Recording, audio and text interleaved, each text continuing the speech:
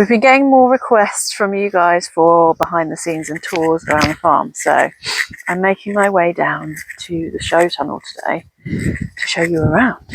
Now, consider this a bit of a before video in terms of how the show tunnel develops over the season, because what it looks like today, it will be completely transformed by around August, September time. August is probably the best time if you want to come down and see it, to come down then, because everything will be much bigger and fruiting and flowering and looking fantastic. But it's already very interesting. So I'm going to flip, and this is the entrance to the show tunnel. You see we've got a bit of a warning sign on the door there, because it does get extremely hot in these tunnels. It has been, it says they're above 35, but it has been nearly 45 on a couple of occasions already this year, and it's pretty toasty in here today, I can confirm. So in here, Phil has planted out, this one's looking a bit sad, but Phil has planted out 87 different varieties of chili in this tunnel. We did a tunnel walk with Phil this morning, and he confirmed 87 varieties out here this year, which is absolutely mega. You can see how we've planted them out with information signs for a bit of info about each different type of chili. Out here we're also going to bring in some of the specimens that we grew for RHS Malvern, although we have also put some of those up for sale. A lot of them have gone already, but be quick if you want to come down and have a look at those.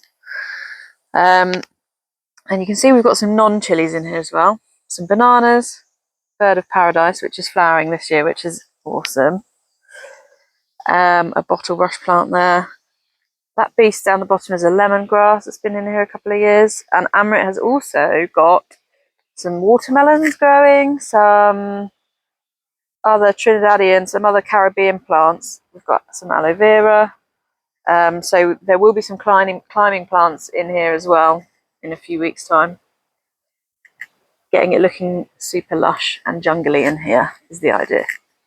So we've got left-hand side bed, central bed, right-hand side bed. It's all chilies up and down this bed, 100% chili.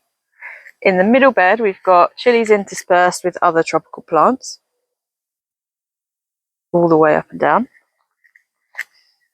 And then on the far side bed, just climb across. This is also a chili bed, but you'll notice it looks a bit different, and it's got mosquito nets all the way along it.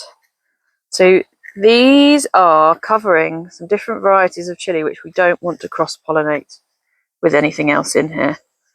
And that is because we're going to be collecting seed from those chilies. We want the seeds to stay true to type. So there's what, 2, 4, 6, 8. There's about 20 nets in here at the moment. Phil might add a couple more, I think, by the look of it. And there's information along the bed about what's under them and why we collect the seed in this way for you to have a read of. But they all look very tiddly now. Look at those little chachas. But they will all be very, very big. They're all being watered through the irrigation system and fed now also through the irrigation system. So before long, they will be absolutely enormous.